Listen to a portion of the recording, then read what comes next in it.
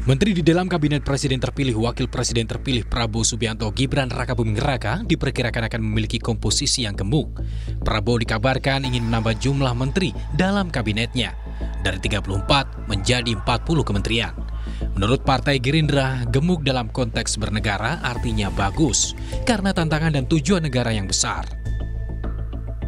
Tantangan kita besar, target kita besar. Wajar kalau kita perlu mengumpulkan banyak orang, berkumpul dalam pemerintahan sehingga menjadi besar. Tapi kan ada ketakutan hanya untuk akomodasi parpol-parpol lain supaya. Ya, itulah kesalahan cara berpikir ya. Ya, dan nggak apa-apa jadi masukan bagi kami. Jangan sampai hanya sekedar untuk mengakomodir kekuatan politik.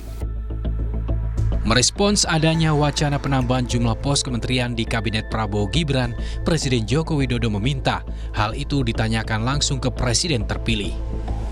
Pak, apakah memang diperlukan rencana penambahan kementerian Pak di kabinet yang akan datang? Ada usulan itu mungkin? Kalau kabinet yang akan datang ditanyakan dong kepada presiden terpilih. Tanyakan kepada presiden terpilih.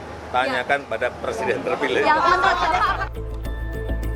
Analis hukum tata negara berpendapat menurut Undang-Undang Nomor 39 Tahun 2008, kabinet dibatasi hanya 34 menteri saja. Pasalnya, kabinet dengan menteri yang banyak tidak akan efektif untuk menopang kinerja presiden. Jumlah kementerian negara dibatasi berdasarkan Undang-Undang 39 Tahun 2008 tentang Kementerian Negara, di mana batas maksimalnya hanya 34. Gagasan pembatasan para menteri ini sesuai dengan pengalaman ketatanegaraan kita. Beberapa kali pemerintahan di masa lalu membentuk kabinet dengan tidak efektif dan efisien, lebih berbasis kepada upaya bagi-bagi kue kekuasaan.